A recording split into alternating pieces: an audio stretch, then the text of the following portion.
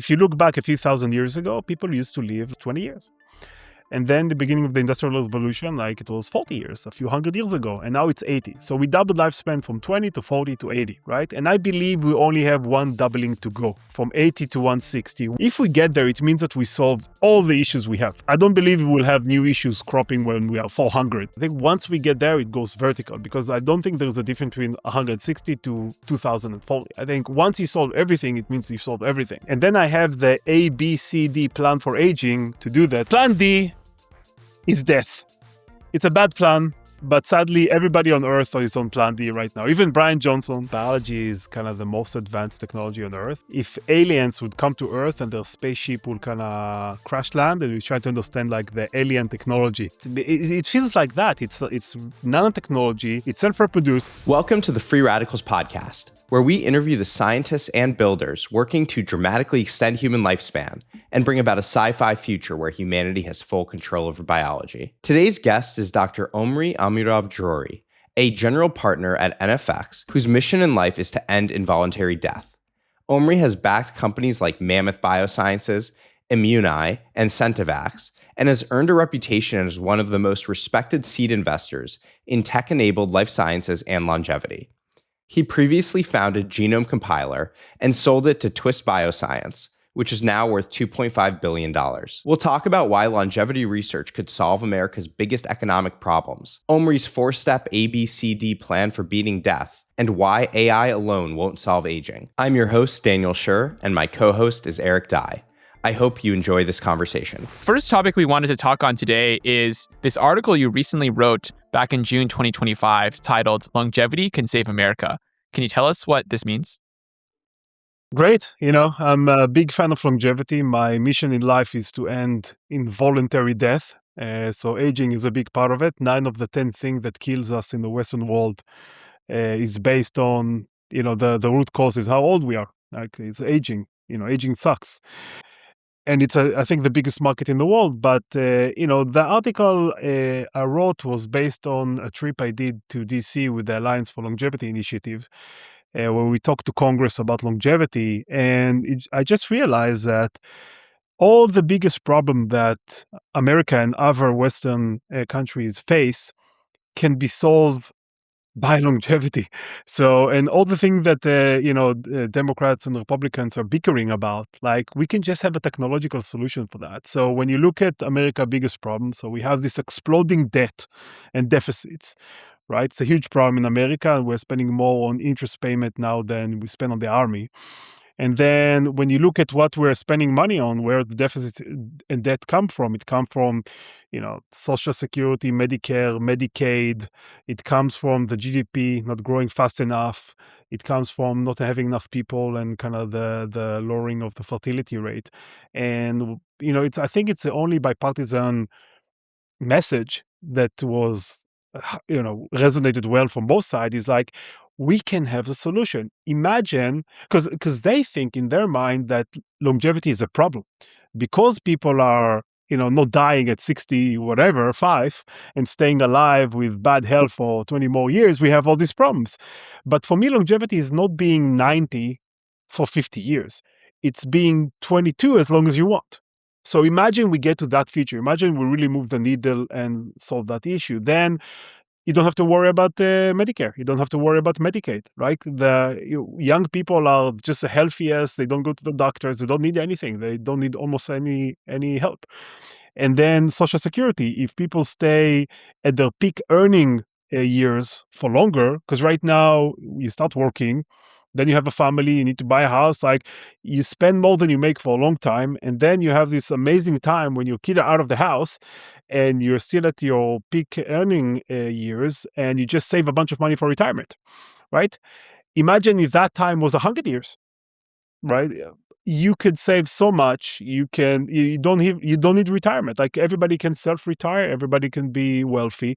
And if we do that, also we'll have more capital in the ecosystem and interest rate will go down, which will also help interest payment and will help move the economy forward. So this one small thing can solve everything. And then obviously fertility rates are going down everywhere around the world. We don't live in a world where people start having kids when they are 16, they have 10 kids and 8 die, like in the past, right? We're not going back there. People are having kids later and later in life. And while socially, it's great we're doing it and letting people, and women have education and everything else, uh, our biology wasn't designed for that. And there are countries like South Korea with like one child per woman. It means for every 200 Koreans, the next generation have 100 and the next generation have 50. Like they're going to nothing. We have to solve this problem. And the only way I think to solve it is not, hey, let's all have 10 kids, is let's live longer, and let's increase our fertility to a longer age. In a sense, fertility is the first thing that age in our body. So again, and GDP is just amount of people times productivity. So obviously, if you have productive people live longer, then the GDP, again, I can just keep talking forever. I love longevity. I think we should definitely invest and move the needle, not just for myself, which I'd love to live longer and healthier and healthy, but for everybody else. So I was really excited when I saw your article because I think the arguments are true.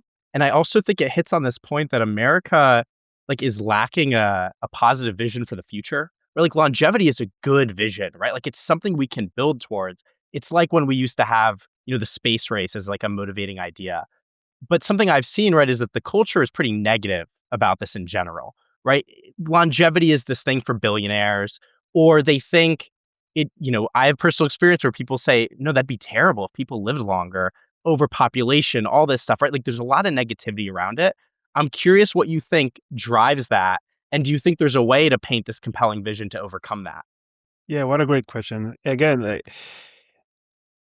I'm a big science fiction nerd and fan. When I was young, I read a lot of great science fiction, and I think it really helped me as an investor because you can see the future. Like they can paint a future, and you say, "Oh, I want to live in that future." So one of the authors I really like is a British author named Peter F. Hamilton. So he has this amazing book series, the Commonwealth Saga, and I don't want to spoil it for people, but the two main things they have there is kind of wormholes, so you can just drive a train, ride a train between planets, so you have infinite amount of space and resource and everything else, and then you have longevity treatment. So regular people, instead of saving for retirement, save to go back to their 18-year-old body and do it all over again. They call it second life and third life and fourth life.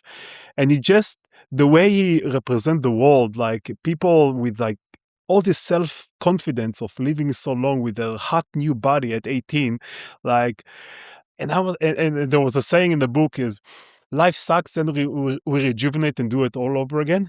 And I'm like, oh, it's so much better than our option.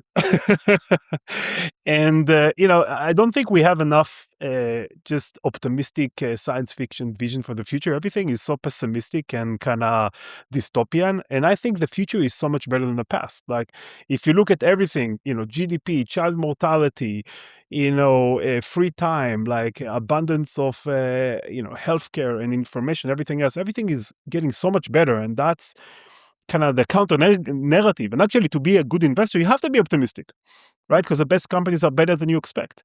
And everybody else is so pessimistic. I hate it. Now, as for like the tech bros wanting to live longer, what I like to tell people is like, look, an expensive solution is better than no solution. And most expensive solutions are getting cheaper over time. And especially for longevity, I talk to a lot of people about it. I usually, when I talk to crowds, I ask them like, what do you prefer to be? Do you prefer to be a multi-billionaire 70-year-old, or do you prefer to be a broke 18-year-old? And almost universally, people prefer to be a broke 18-year-old. So people value 60, 70 years by more than $1 billion. It's a lot. Like people are willing to pay for it. And I'll ask most people can save for retirement. What do you prefer? Save for retirement so you have some checks coming to you when you're at bad health at 80, or save the same amount of money to get back to the 18-year-old body and do it all over again. I think most people would prefer to do that. So I think the ultimate price for longevity treatment can be relatively high, and still most people would prefer to pay for it. And the overpopulation is like, I think we're heading for a different problem, which is underpopulation. Again, if we don't solve this problem, countries like Japan, China, South Korea, and even the US, like almost everywhere around the world, fertility rate is below replacement, and everything that goes up exponentially that people were worried about, oh, we're going to, have population explosion, can go down exponentially. Now everybody's worried about, oh my God, we're going to have no people in the future. So, and I think the best solution is just have a good technological solution where people can live longer, healthier life, fulfilling life, where they can do several careers and learn and grow, and have kids later in life. So I think this technology is crucial for the future of humanity and will make all our life way, way better. And again, my goal in life is to end involuntary death. If you're really sick of life, if you're bored, hey, there are buses outside. You're welcome to jump in front of them. What do you think of that when people say, I don't know if you've ever experienced that, where somebody tells you they think they would be bored if they lived longer than 80 years? What do you think? What's your reaction to that? That's such a stupid notion. Like, maybe I'm kind of person that never get bored. Like, I can't even imagine that there will always be more books to read, or more hikes to go to, or more kind of dancing in the desert or whatever. Like, but some people are miserable and bored, and and I get it. Like, hopefully we'll have good drugs for that in the future. I think we have some decent drugs right now, but hopefully we'll have even better ones. And if not, like, if you prefer the alternative, go ahead. Like, I won't stop you. I'll be sad for you, right? Life is so beautiful. Omri, I have a question on this topic. I'm this big believer in the kind of inflection point we're undergoing right now in the world of brain-computer interface work and neural engineering. And I believe that we're going to enter a world where actually we can deconvolute neurobiology, cognition, psychology with machine learning, next generation hardware, etc., and actually start to tap into these read-write circuits for neural biology. And I believe we'll get to a point where we can actually neurally engineer in optimism and good vibes. But my question for all of this is, like, first of all, like, do you think that's like hokey, or do you believe in that future as well? And second, like, what do we need to do to increase the amount of optimism in the United States and in the world globally around life? Yeah, that's a great question. Yeah. It's funny. I somebody tried to pitch us a uploading company where they upload your brain to the cloud. And one of the features he says was like, oh, imagine how you feel with MDMA that you can only do like once every 3 months or something like that. Imagine you have a button and you can feel as great as you felt the first time you ever tried MDMA forever. It's so much funny. But his business model was also ads and whatever, and like having better tiers of like afterlife. And I was like not into it. But the kind of Silicon Valley pitches that you get. Look, the world is really weird. Like, if you read the Ray Kurzweil book about the singularity is near in the past, and I was involved in Singularity University when they started. It helped me start my first company. It's very different now. But, he wrote about the kind of exponential increase of computation, and he mentioned, like, a long time ago that he think we'll have AI in 2029, and kind of notion of singularity where it's very hard to know what will be after that because technology is moving so fast by 2045. And back then people call him a nut, and now 2029, like, we have AI now. What are you talking about? So 2029 seems like a very pessimistic idea around AI. So who knows what will happen in the future? Like, things are moving very rapidly, so nobody knows. Like, me personally, I'd like to keep my physical body. Maybe I'm conservative and I know what I know. Some people want to keep like a head in a box. They say, why bother with this entire clunky body? The thing that is important is the brain. They just keep the brain happy and healthy and live in virtual reality. And some people try to upload it, say, oh, this biology is squishy thing that sucks. Like, let's move it to a hardier substrate. But I'm on the biology camp. I like what I have and what I know. And how to be more optimistic? Look, it's hard to be optimistic where all you see is kind of bad news coming to you, from your social feeds, and and you see only kind of hot people all over the place, and you kind of worry about yourself, and like you only see rich people, and it's hard for you to to end the month. I don't know. Like for me, a lot of optimism come from just historical perspective. Like some people want to live in the past. I would like to visit the past. I don't want to live there. People think it was better than it was actually was. Like you had horrible diseases. You didn't have like dentistry. You didn't have pain relievers. Like, uh, it was horrible. Like I would never want to go. I would like to visit and see some historical thing. I would never want to live. I want to live in the future. Like I would love to live in the future. So I think there's like a lot of exciting sci-fi type things to imagine in the future. But I could imagine a lot of people, including myself, wondering, yeah, but are we actually going to get any of this stuff? Right? Like why should we believe this is possible? I'm curious, like what have you seen?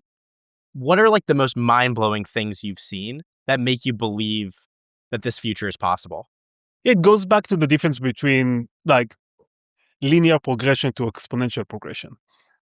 Our mind wasn't geared toward exponential progression. We only think linearly. When we evolved back in the jungles, like we have to linearly think where the lion will be, not exponentially. we didn't have exponential to look for.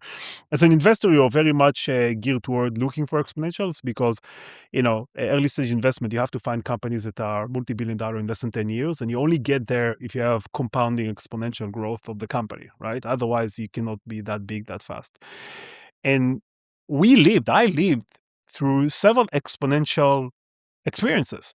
Like I remember the first computer I got. It was like this old IBM, with yellow screen, like crappy computer, like no memory. And I lived through generation of computers. I remember the first iPhone I got, back in 2009, whatever that was. I lived through the exponential growth of computation. I lived through the exponential increase in capability of reading and writing DNA, so sequencing and synthesis. I lived through that. Like I lived through the Human Genome Project. I worked at Twist, which is kind of leading the exponential increase in or decrease in the price of DNA synthesis. So I lived through the exponent of computer memory, storage, so many things like the internet. Like you live through it.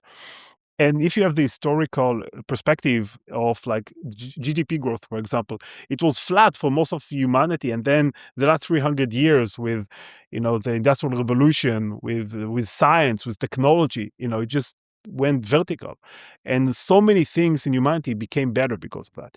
So that's what makes me optimistic. And maybe I play too much Civilization. I don't know if you ever played that game with the tech tree Sure.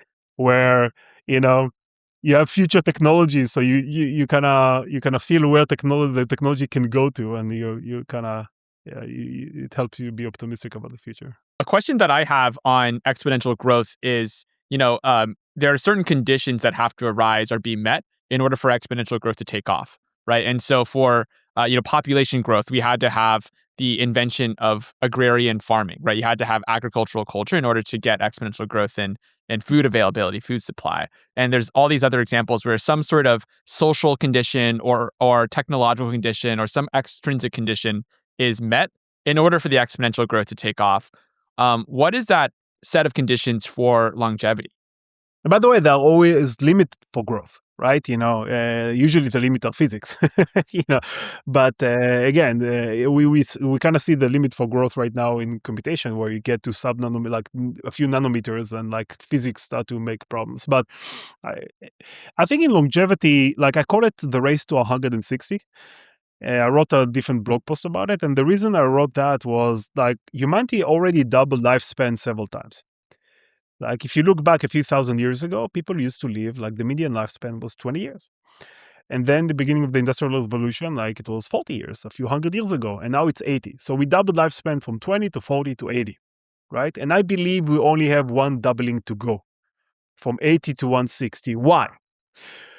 I don't think we'll just find ourselves linearly going to 160. I don't think that will happen. We already have examples of people living to 100, 120, right? So our current technology, which is amazing, biology is this amazing nanotechnology that works, that self-replicate. It's amazing technology, right? So this current biology that we have, if we are very lucky and we don't get diseases and we live healthy, whatever, we can live until 120. Though we might not like the last 20 years. we're not running a marathon the last 20 years, right?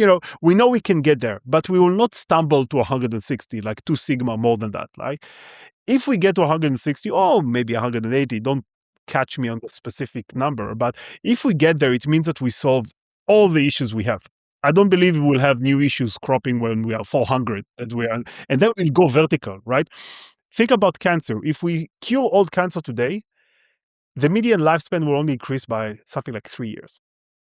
Why? Most people get cancer, older people that will die anyhow. And if you don't die from cancer, you die from Alzheimer's, you die from a heart disease, you die from something else, right? To really move the needle to a point where we get to 160 means that we solve almost everything. And so this is the exponential. I think we have a very sharp exponential. I think once we get there, it goes vertical, because I don't think there's a difference between 160 to 2040. I think once you solve everything, it means you solve everything. And then I have the ABCD plan for aging to do that, and I'm happy to talk about that. Yeah, that was one of our questions. Can you explain the plan for the ABCDE plan or whatever? ABCD. So plan D is death. It's a bad plan, but sadly, everybody on Earth is on plan D right now. Even Brian Johnson, he knows it, by the way. Everybody, like right now, we're all on plan D. It doesn't matter how well you exercise, sleep, whatever. It might increase your health span by a decade, but in the end, things will decay, and that's what it is. Plan D sucks, and we need to solve it, and we're all on it. Plan C is cryonics. The notion behind that is stopping time and hoping that somebody in the future can solve the problems. A bunch of people in longevity are working on that. Laura Deming, very famous longevity person, is raised a bunch of money for a company doing that. I know some people in the Bay that their survival kind of plan is to be the most interesting people in the world and to memorize crypto addresses so the future generation have a reason to throw them. And we think about it like, look, if you were able to freeze somebody who had AIDS in the 80s, and throw him today, you can solve this problem. And, I think one by one, we'll be able to solve problems in the future. I don't love this, and I haven't invested in this space just because it gives agency for other people. But this is something, at least the freezing part, we can do in our lifetime, in the lifetime of our parents. A lot of people in longevity space do it for their parents or for their loved ones. They say, if we can at least do that, maybe they have a chance. And by the way, plan C is better than plan D. So, by the way, if I'll buy that insurance policy personally because it's better than plan D, and who knows, but I'm not in love with plan C.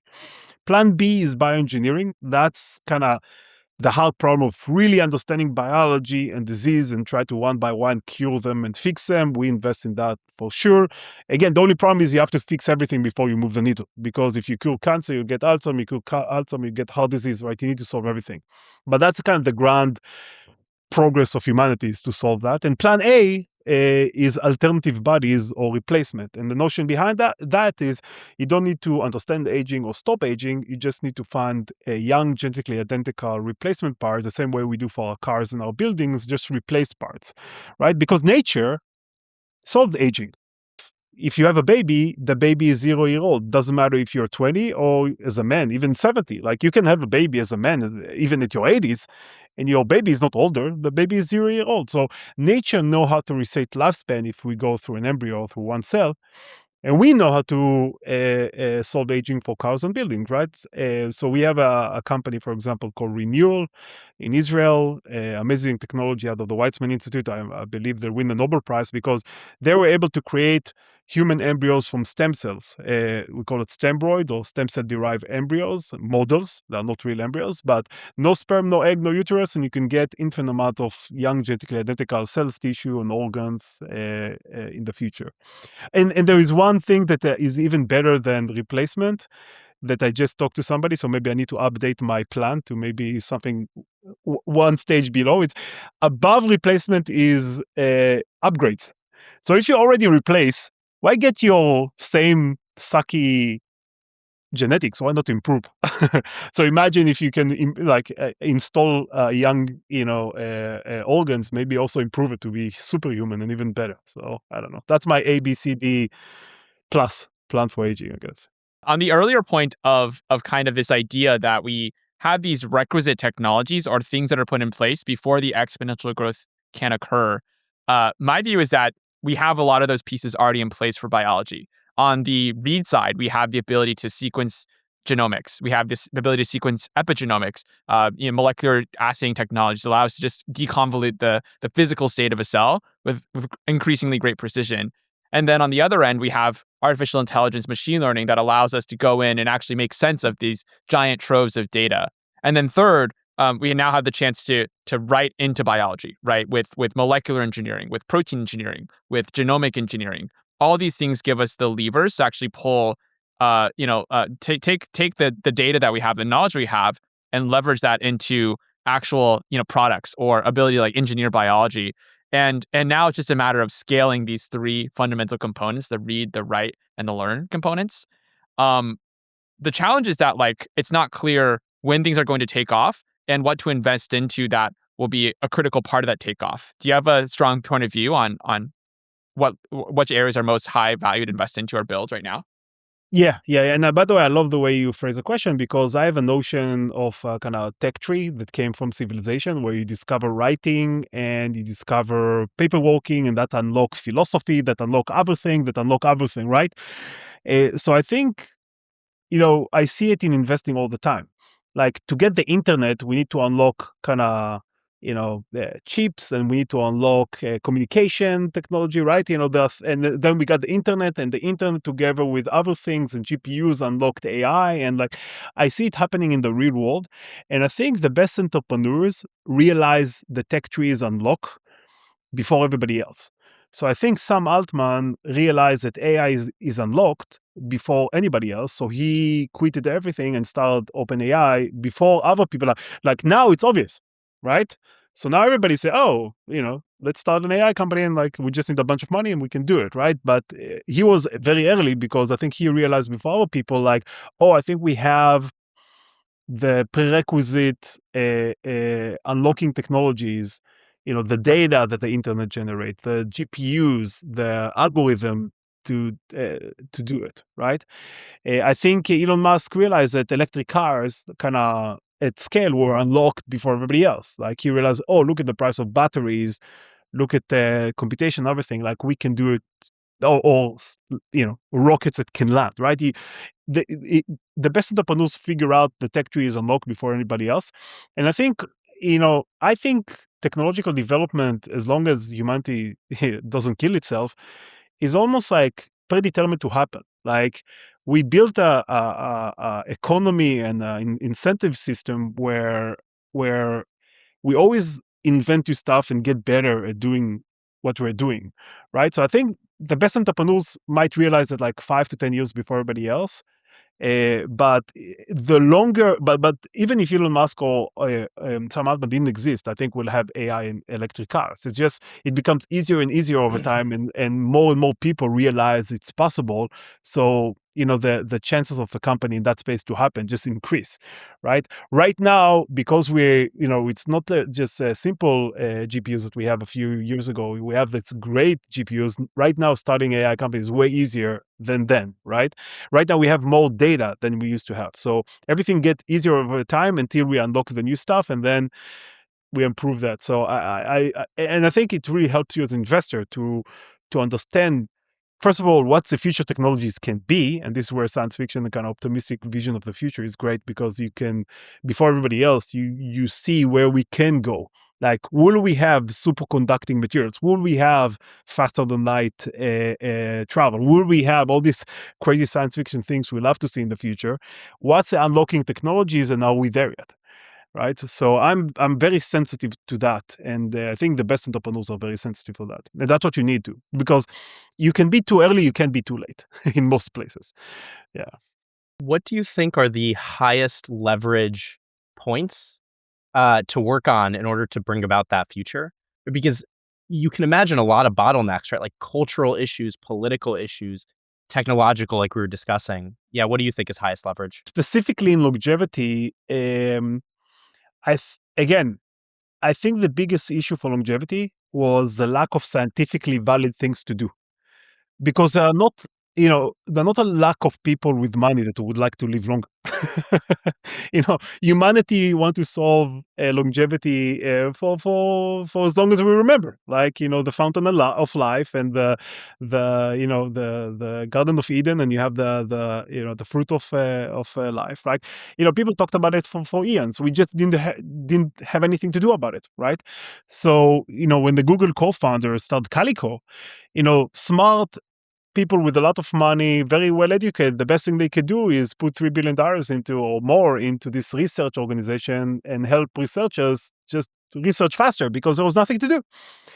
But now you have things like partial reprogramming where, you can start a new limit, or you can start Calico, AltoSlab, or you can start Retro Biosciences with smart people and put a bunch of money because that might work, right? We don't know if it will work.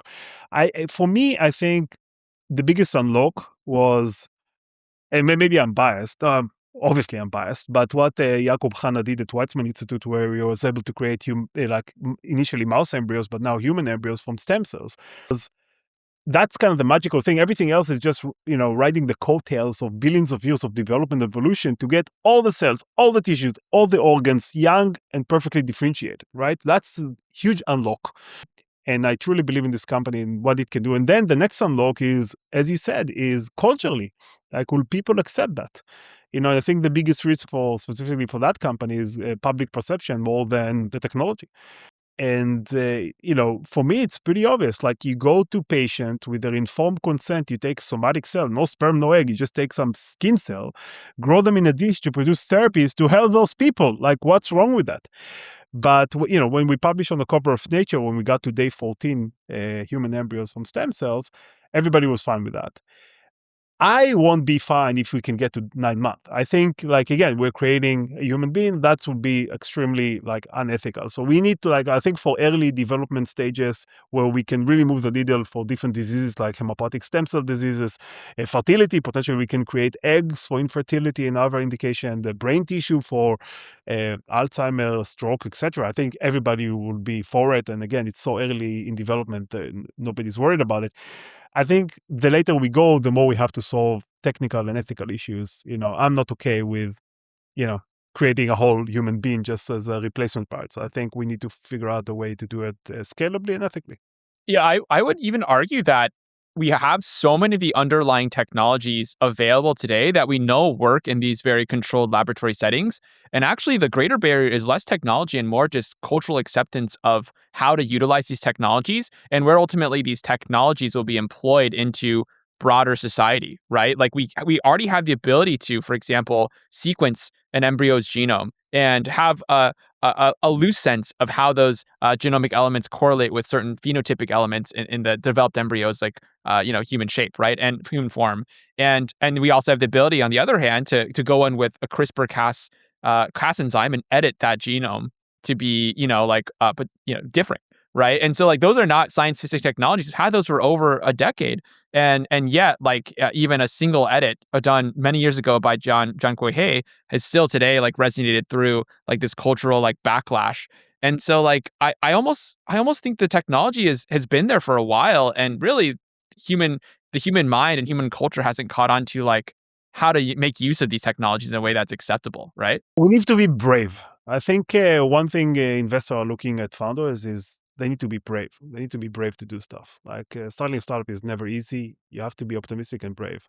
Look, some technologies, you don't want to screw around with babies that didn't give their permission and consent until the technology is more mature. I think there are some things that, you always have to think risk reward, and there are some things that are not worth doing. Now, I know for a fact that people in Silicon Valley and others, there are companies right now that if you go through IVF and you get more than one embryo, you can sequence those embryo. You can do what is called PGD and sequence those embryo. And there are companies that will take those sequencing data and give you kind of a dashboard of all your embryos. And you can see first of all, genetic diseases for sure, but also things like height and IQ, and eye color and whatever, and you can select which embryo you want to reimplant. And some people has to make, because you have limited amount of embryos, you don't have statistically significant world to select from. Some people are making decision of, do you want to have a girl that is taller but not as smart, or they have to make this kind of decision, which is super interesting to me. And a lot of people, I think, some people ask me what I think will happen in the future that most people think is crazy. I think that in the future, having a baby the old-fashioned way will be looked like as the most craziest thing in the world. People say, how dare you? It's your kid. It's the most important thing in the world. How dare you just roll the dice where you can optimize everything? You can make sure it doesn't have any disease, immune to cancer, smarter, healthier, everything else. Why won't you do it? And I think that's something that for sure would happen in the future. Are there any science fiction movies or books that you think have nailed the vision of where the future ought to go? I think the future is always weirder than we expect. I think Elon Musk said it, it's always the most entertaining future. That's what you get, not always the best. And he has this entire thinking that we live in a simulation, so we have to be entertaining so they won't close the simulation. I don't know. But it's hard to look past the singularity. It has to know what the future will look like. And I don't know that any science fiction book really nailed the future. They always lived in their time, and they only imagined the future. So if you read a lot of the classic, a Robert Heinlein book or Larry Niven book or whatever, it feels almost like the 50s with spaceship, right? So this is why I like more recent science fiction. Their future really feel like the weird future of the future, not like the future of the past. I don't know if anybody can nail it. There are futures, books that I want to live in. Also for a book to be interesting, it has to have some drama and some hardship and some narrative. Otherwise, why would you read a future where everybody's just happy and nothing bad happens, right? So they always have some downside. But again, I love the Peter F. Hamilton books. What else? I love the Heinlein books, but I don't think we'll have that future. I think, again, 50s with spaceships is not happening. But Do you think the singularity has already happened?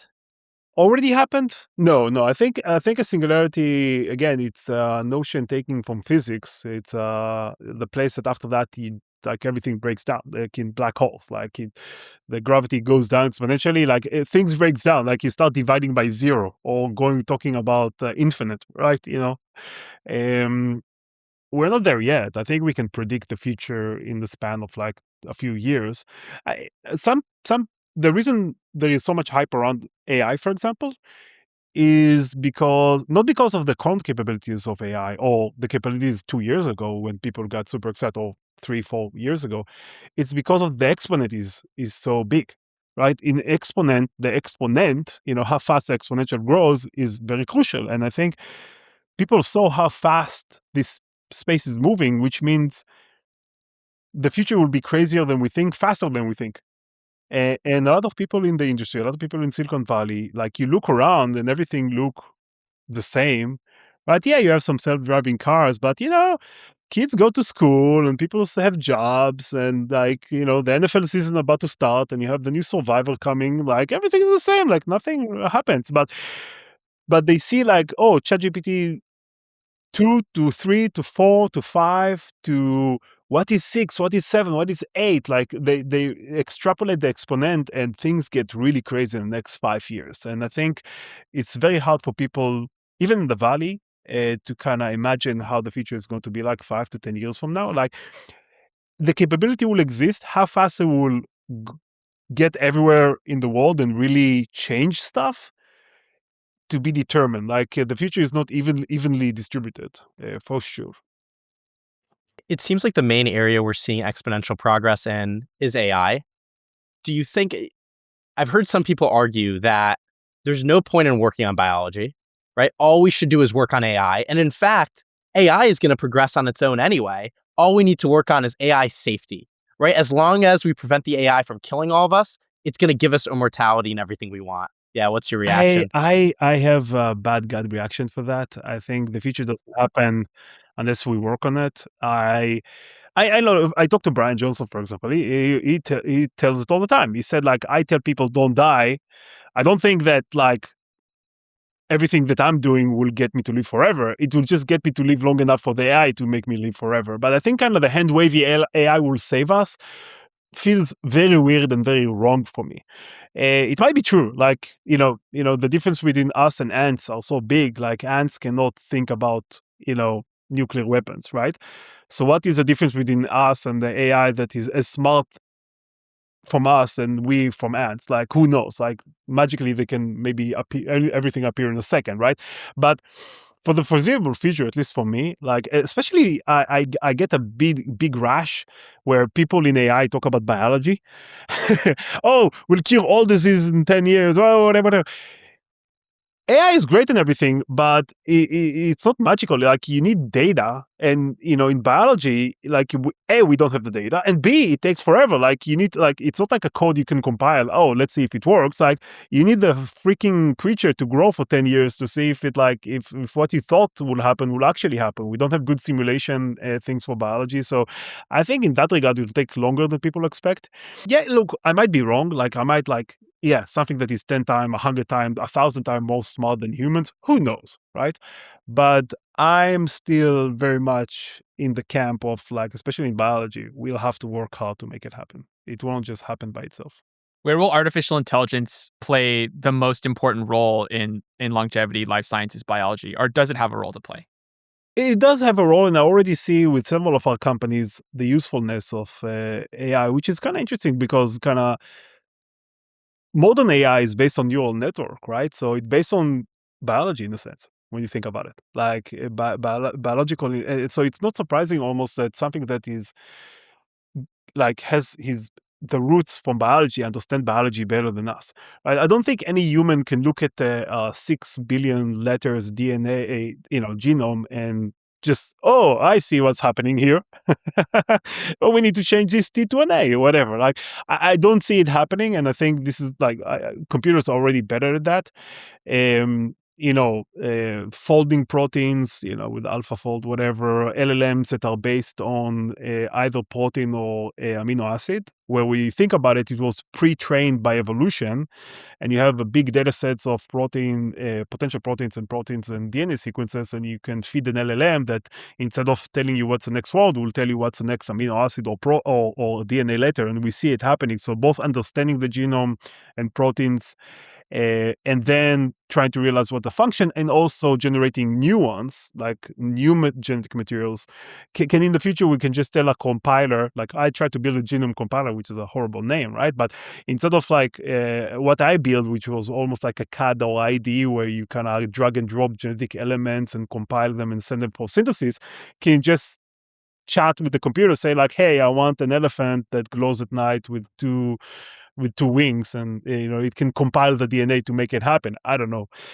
But in smaller things, like we have a company called Mammoth Bio, using chemistry and AI to generate novel lipid nanoparticles. And it's pretty amazing to see that the AI suggests, hey, do this. We actually do that, and we get, like, it works. As a wet biologist, I never believed the computer. Like, I always like believed biology. Like, you have to run the experiment. I always kind of the computer said this and that, but until we really tried in biology, I don't believe it. But to see it actually happening, it's interesting, and I think that's a real value of AI. Just looking at all of human knowledge and telling us what we already discovered in a clever new way is very interesting, useful, but the most interesting is, can you generate new data? Can you generate new insight? Can you generate new science that we don't know about and will improve our life? And we start seeing it with a company like Mana, where the AI is helping us create something new that never existed before, that is useful for drug development and biology right now. And I think we see it more and more as AI is getting better, as we have more data, as more people are working on it. In describing the extent to which AI can solve things for us, right? I heard you describing, well, look, there are just constraints in biology. It takes time to grow things. It takes time to do the science. Are there other limitations, though, in terms of the way AI intelligence works versus human intelligence? Or are there other human qualities, right, such as creativity, that you think are just critical in doing good science that AI can't do? A great question. I just say I'm smiling because I remember something I tried. Like I think AI and VC investor has something very similar, which is both of them can say bullshit with a lot of self assurance, right? They can say things they don't know, but they seem very serious about it, right? Like, oh, you should make more revenues or whatever. Like, should get Reduce more costs. deals. Yeah, we should reduce costs and do more, whatever. So I went to ChatGPT because I done genetic engineering in my past. So I went to ChatGPT and I tell them like, can you please generate a plasmid that will overexpress this protein, this yeast protein in E. coli. It's something that I did in my PhD. I did exactly that.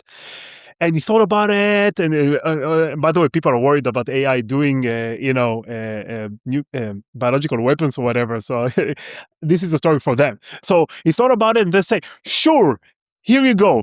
And the output was ATGAA, like 4 genetic base pairs. And if you know anything about a plasmid that needs to express a protein, and I told him exactly which protein, I told him exactly I thought he's smart enough to find like a plasmid from like a plasmid like 3,000, 4,000 base pairs, like proteins that I told him which protein to use, like 1,000 base pairs. I thought at least he'll do something. Nothing. It was like ATDAG, go ahead, do it. Like, it doesn't understand anything right now about the biology, obviously. Can we get there? I think we might get there, but we're definitely not there yet. Remind me your question again, because I talked about this specific thing that happened to me. So The question was whether humans have any unique qualities besides intelligence that are critical to progressing in longevity and it's a great science. question. Some people want to move human consciousness to computers, and some people believe there's something like magical about our brains that computers will never have. I sit in the camp that believe there is, like, biology is very advanced, but there is nothing like magical about biology. I think in the end, like, you can simulate that and do it in different substrate, in a different way. I think what we call being very creative in AI, we just call it hallucination.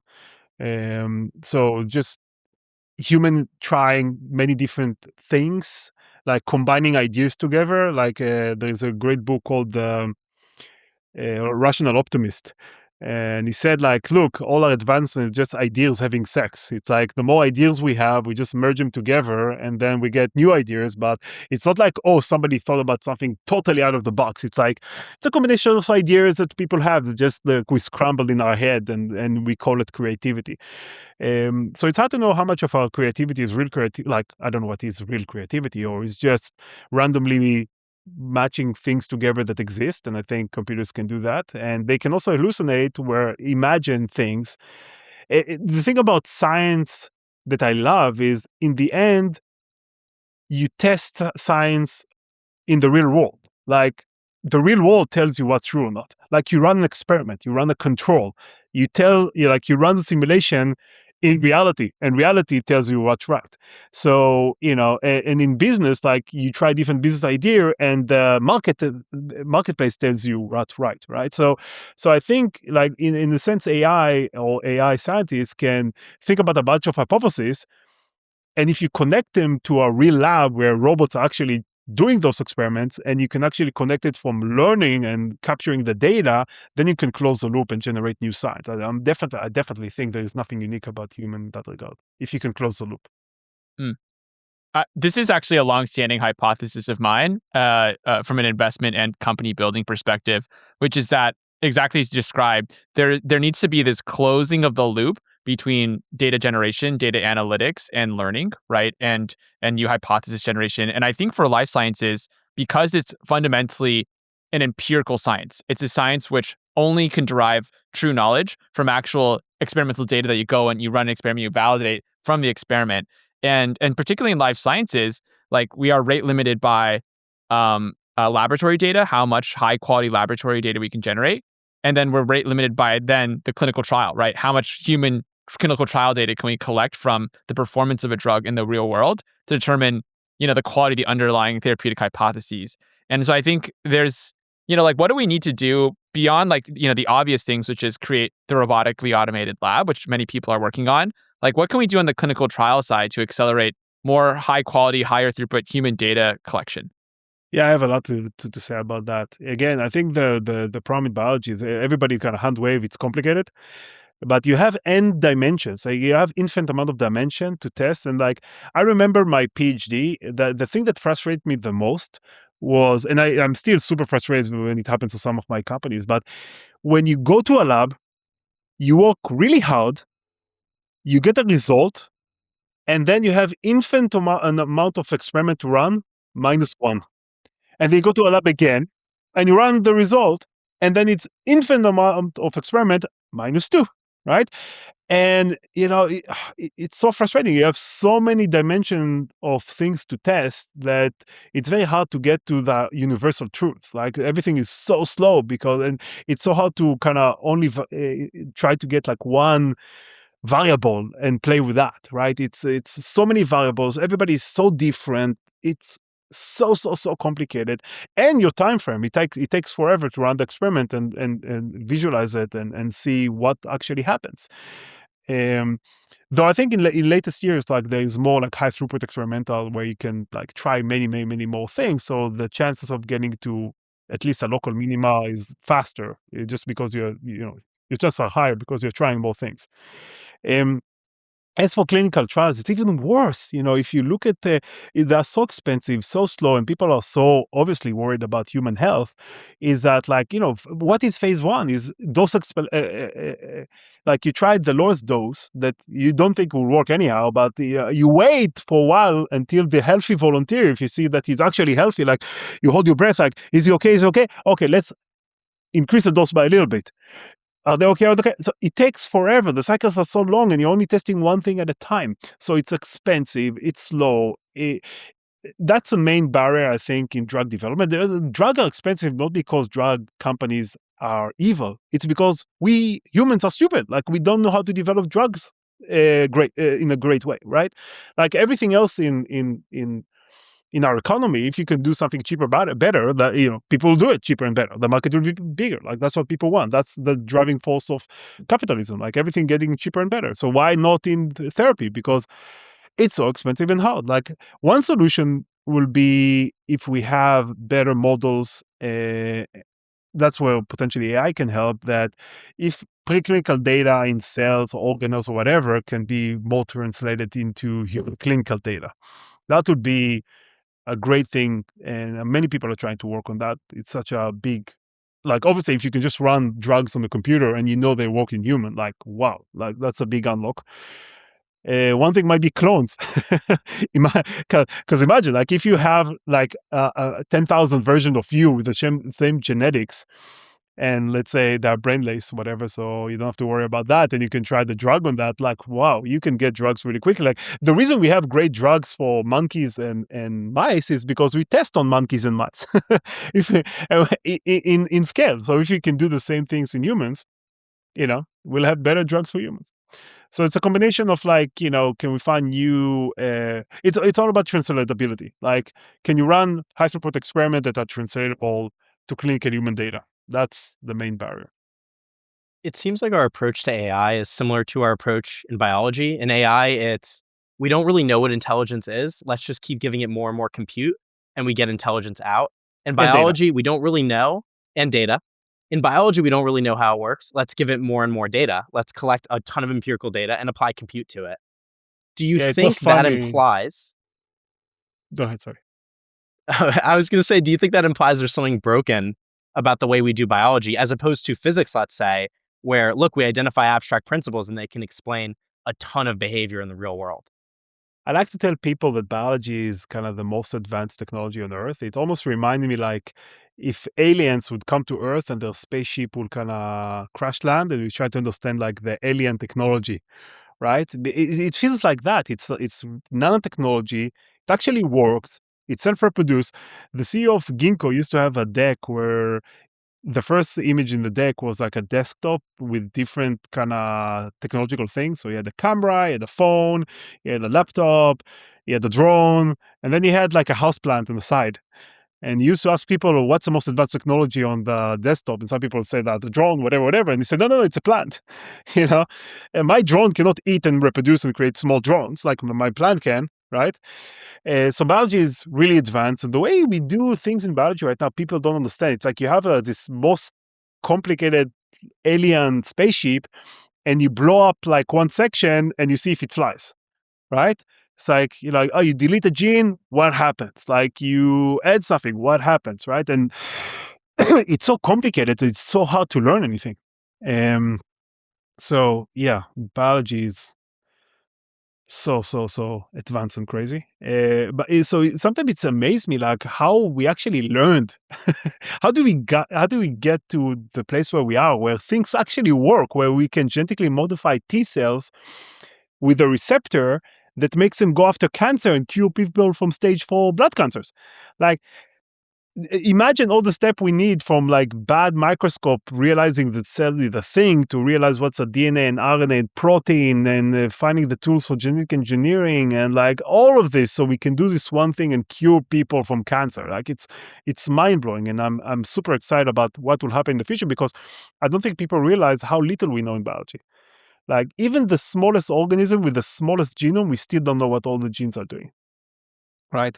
We discover new things in biology every day. Like we have so little idea, and the amount of impact we can do with the little that we know is mind-blowing for me.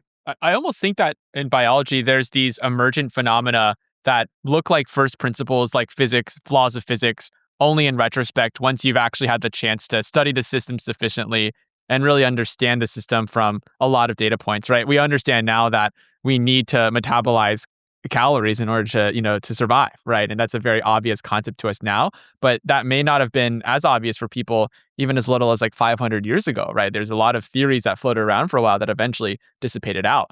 Something as simple now as like the insulin glucose control system for proper insulin glucose metabolism now is very obvious, and feels like a first principle. But even like 100 years ago, people didn't understand how diabetes worked, right? And so I think that like as we get more of that data and we apply more compute and analytics to it, and we learn more about biology, those first principles will start to emerge. This is a much more complex system than, like a Newtonian mechanics, like a ball falling down a cliff, right? It's just a more complex system. Even it's the smallest versions. Like I still remember very clearly a story I was told when I was doing my undergrad about one of the simplest creatures ever, E. coli. It lives in our gut. When it's in a very nutrient-rich environment, it just looks like a ball that eats and reproduces every 20 minutes. Like life is good. But then if nutrients level are going down, he builds a brain and legs. So he builds a receptor for glucose, for sugar, and he builds a flagella that moves him around towards where there is more sugar. And the cool thing about it is when you look at it, it doesn't create everything at the same time. When the level of the nutrient cross a threshold, it activates a gene that creates a receptor for the sugar. It replicates, so both two copies have the receptors, and then the level goes down a little bit. It activates another gene that creates the legs, the flagella. It replicates, so you have 4 cells with brain and legs, and then he walks away, right? When you think about it, it's like a computer program, right? If a level of this nutrient goes down to this level, please activate this. And then if it goes, like, it's almost like a computer system, but the way it's encoded in biology, in DNA, in proteins with our machines that moves around and collect and interact with nature is always kind of amazing to me. And this is just a very simple program in a very simple organism. And there are thousands and billions of programs like that. And then the interaction of different cells and tissues and organs and ecosystems. It's like levels and levels and levels of complexity. The intelligence of just a single cell is like pretty mind-blowing, right? When you can think about the problems that it's solving. Do you ever think that cells might be conscious? It's interesting, but I think I had a cat, and I think he's conscious. Like I think dogs are conscious, right? Definitely. I think birds are conscious. I don't know about ants. Are ants unconscious? Like I don't know about bacteria. Are bacteria conscious?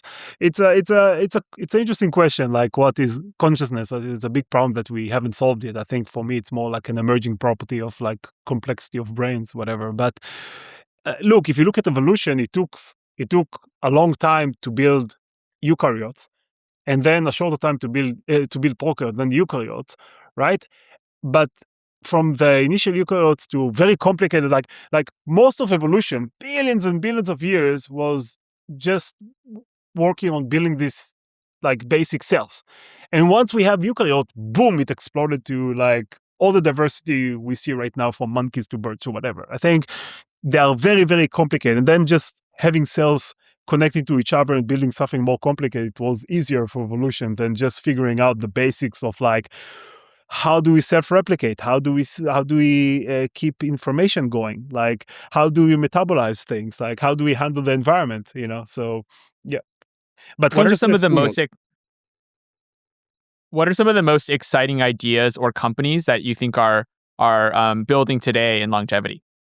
Yeah, so I talked about it. Look, I think the basic thing is like, what lever can we push to make a difference, right? Like, there are not a lot of things we discover we can do. I really like the notion of partial reprogramming, which is, there was a Nobel Prize discovery by Yamanaka, where 4 factors can take an old differentiated cell and go all the way back to young, undifferentiated embryonic-like cell that can differentiate to other cells. And the problem is, you don't want to use those factors on adult humans because you don't want to turn us to blobs of undifferentiated cells, even if we're young, right? You want to keep some cell identity. So the notion of partial reprogramming is, can use a subset of those transcription factors, of those factors, or a time restricted poles of these factors to slightly rejuvenate or take cells slightly backwards without losing their identity. And it might be better than replacement, in the sense that, hey, you don't have to go through surgery and like replace like a heart and a liver or whatever. You just rejuvenate your body as is. Obviously, some risk. You can, if you play around with epigenetic too much, you might cause cancer. You might cause cells that you need to turn into other cell types. And efficacy is not obvious yet, but I see a lot of energy there. Again, company like Retro, New Limit, Altos, etc., Shift, working on that, like that. On the replacement part, we talked about renewal, but there are also companies trying to modify pigs, for example, where you can use their organs for transplantation without immune response, like egenesis, etc. I still prefer human parts and pig parts. Maybe I'm a bad Jew, but maybe it's like it's not kosher. But that's something that could be very useful. Again, I like the notion of replacement, but I think everything physical just degrades. It's just an information problem. So you'll have to replace no matter what. Like, if you want to live longer. So that's another thing I like in the replacement. Again, I like that people are trying to solve cancer. We have a company called Twist that has a peptide drug conjugate, peptide that can bind to almost all solid tumors, and you can weaponize it with either radiotherapy or drug conjugate and potentially have a pan-solid tumor therapy. And they have amazing data. So people are trying to just solve diseases, or companies like Centivax that we just closed an A round, that has a universal vaccine technology that might remove COVID and flu forever from our life, or we might get them extinct, like the polio virus. And I want to live in that future also. Like, COVID fucked with us. It's time we fuck with COVID. Like, imagine like no more pandemics, no more worrying about wearing masks and being able to hug people and dance together, like without those worries. Yeah, so I'm excited about many things, and I'm slightly frustrated right now. NFX is a general seed fund, so invest in everything. And sometimes seeing this kind of cocky bastard like dropouts from YC trying to raise it 100 pre for AI, whatever, they don't even know what. And then you have a group of Nobel Prize winning scientists from Stanford and Berkeley or MIT trying to cure cancer, raising it like 5-3 because that's a market, right? It's pretty sad. I love the impact like that this space have. Like, you can, like, there's nothing like curing people and changing their life for the better.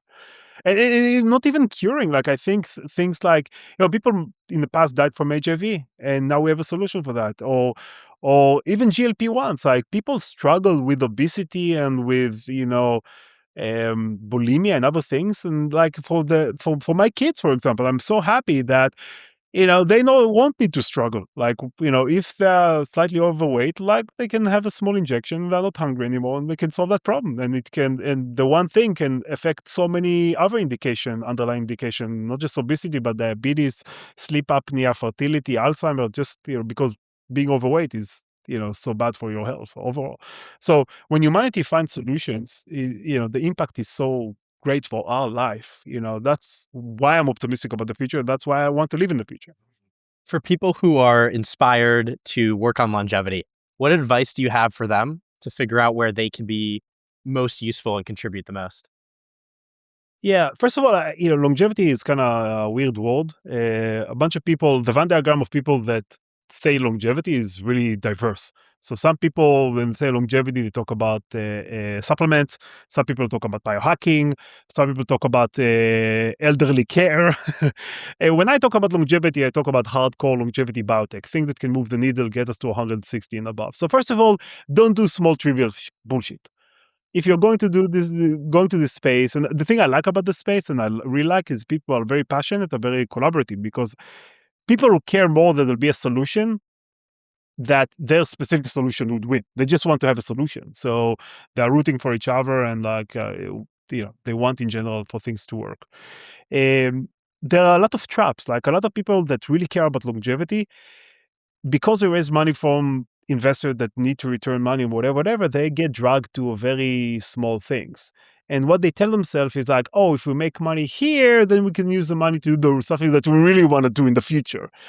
But that's such a big trap. I tell people all the time, and some people, by the way, they say, oh, I'll be rich first, and then I'll invest my money in longevity or work on longevity. And I like to tell those people, Jeff Bezos already did that. He made all this money, and now he wants to have a longevity solution, right? The Saudis, princes that have a bunch of money, they want to live longer. Like, people already done that. Like, there is money. Please work on something that moves the needle. Don't work on trivial things. Like, really understand what can move the needle, because so many people are working on like supplements or this one molecule that might affect this one small hallmark of aging and might improve something by a little bit. Like, if you do it just for the FDA to, like, I like what Loyal is doing. They're trying to build the longevity drugs for dogs. They care about dogs, obviously, but also the main thing that they're trying to unlock is having a longevity drug that the FDA approved, that aging is a mechanism. Like, because then it can unlock a lot of pharma companies saying like, oh, aging is a disease. FDA approved it. So let's build the drugs for aging the same way we build drugs for obesity that help for many other indications. Because while some people are overweight, and GLP-1s is one of the biggest market ever, and Lilly is making money head over fist, everybody's aging. So the market is even bigger, and the impact is even higher. And now, while overweight makes you get like type 2 diabetes and cancer and other things, aging is a worse thing. People think smoking is bad for you. Even for lung cancer, the biggest risk factor is how old you are. And the difference between smoking and how old you are is, if I put the bar chart, you won't see the aging bar. Like, it's so high compared even to smoking, and people know how smoking is bad for you. Aging is way worse for you. So the impact is so huge. Try to find mechanisms that can really move the needle. Things like, replacement or rejuvenation, not just slow aging. Slow aging is so hard to prove. Try to rejuvenate. And the market is so big. Like, if you can get a molecule that can take wrinkly old hair, like old skin, and turn it young again, who doesn't want that? The market is huge. Going backwards in time is so easy for the consumer to understand, instead of saying like, oh, if you put this cream, you'll age slower. Believe me, talk to me again in 10 years, you'll see, right?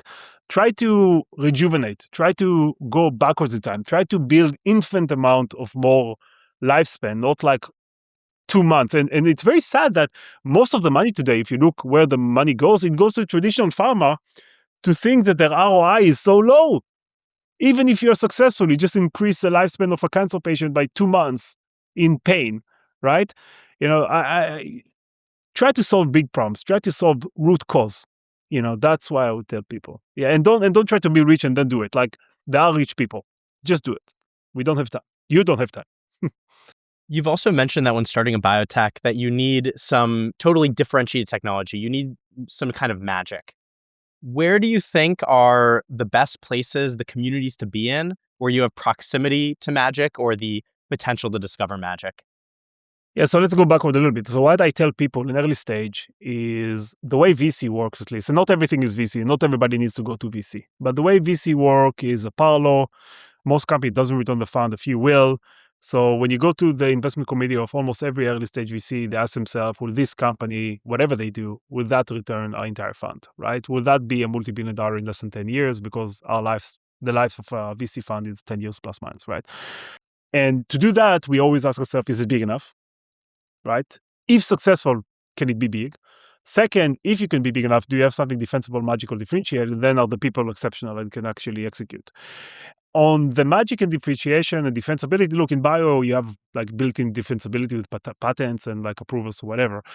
And the core is magic. So I tell people, go find magic. Like, magic is like, people in Berkeley knew about CRISPR before anybody else. And some of the initial CRISPR company that grew to be $1 billion plus companies were just the student of Jennifer Donda that started a company. He wasn't qualified to start a company, but he was there and he knew about it before everybody else. And he understood its magic and was entrepreneurial enough to start a company. I always say to be an investor, you just need capital. To be an entrepreneur, you just need to do stuff. So if you realize something is magical before everybody else and you just do stuff, you'll be amazed how much you can achieve, right? So how do you find magic? You can find you find it where new things are happening, right? In academia, where people are trying to find new things that never exist before. In industry, more and more, I see also kind of things like the Arc Institute or a kind of research institute that are not just academia, but like a combination of for-profit, non-for-profit, whatever, coming together.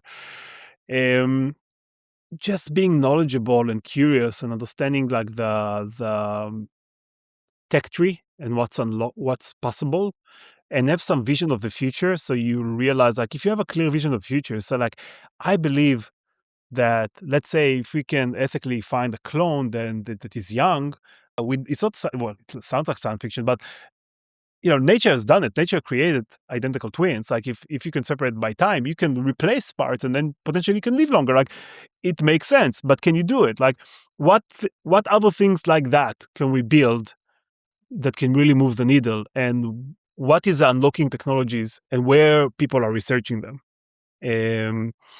That's and there are many ways, like, again, traditionally, historically, it was academia or research institute, whatever, where new knowledge is being created.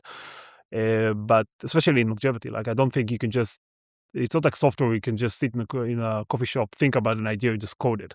I think you have to do the hard work of getting to the edge of nature and, with the pick and the shovel and, work very hard to find something new in biology, in nature, and hopefully it will be useful and you can turn it into a company, into a product. What is the right company structure and organization structure and capital structure for truly transformative longevity work? Because we had mentioned academia as one mechanism, of course, venture-backed companies, non-venture-backed companies, private organizations like Altos Labs. You may be a bit biased as a venture capitalist, but what is the best structure and why? By the way, I'm not biased, and by the way, I'm not sure that VC is the best structure for longevity companies. I think, again, there are time and places for everything, right? I think VC works really great for you if it can be a multi-billion-dollar thing in less than 10 years, and you need to move fast. What I see happening right now in longevity companies is many of them have sugar daddies.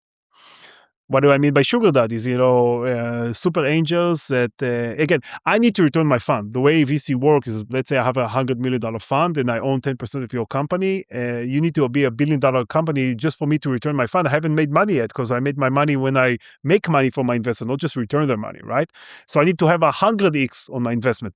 But an angel, he doesn't need 100x. It's his money. If he don't want to live longer and he likes you, if it goes to zero, whatever, he has extra money. It's not his kids' money. And then, if you make 2x on his money, great, I made some money, right? So, and their time horizon is way bigger. They don't have a 10-year fund to return. So, for example, Altos has Yuri Milner as sugar daddy, and New Limit initially. Right now, they're raising money from VC because maybe they turn the corner to a place that they can create a product in less than 10 years that will be huge. But they start with a Coinbase guy, and then Retro start with some Altman, right? They had people with longer horizons that really care about the mission and didn't have to return capital in 10 years.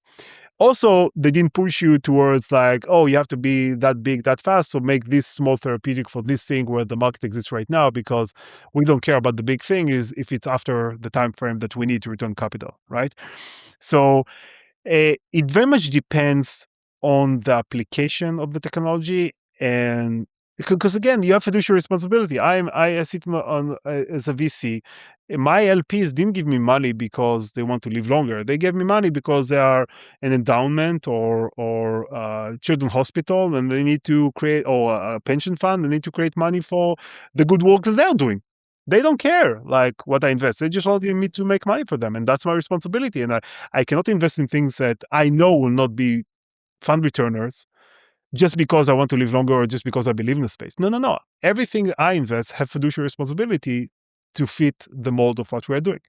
And very few longevity company right now can be that big, that fast, that though the price is so big in the end, I think the impact is so huge that it's worth doing. So look, if you don't have any technology, if you don't have magic, the only thing that works is kind of philanthropic, long-term, public, research, whatever, because that's the only thing that can fund long, 50 years, 40 years, 10 years.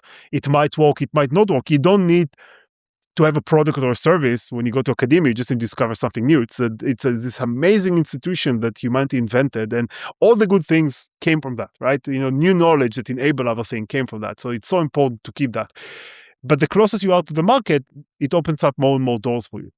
So, just making research faster, like, the Google co-founder did with Calico is great. Once you have something you believe can be useful in 10, 15 to 20 years, and getting a super angel or something that's truly passionate, believing it's great. Once you have something that can fit the mold of VC, I think going to VC is faster. Once you have something that is already on the market, you're making money, you can just go to a bank and get a loan. If you make money and you think you can return it, right? And you don't have to sell your company. You could just, pay back 5% every year.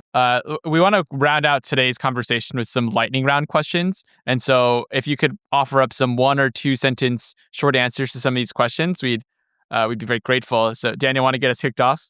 I'm bad at short answers, as you saw, but okay, I'll try. Sure. Try your best. Well, our first question was going to be what age you think we'll live to, but I think you've already said 160 and then older. No. I think it's very binary. I think either nothing will change and the upper limit will be 120, and most likely you'll die or get disease at like 90 to 100, or we'll solve the problem, and then it will be question mark a lot. Yeah.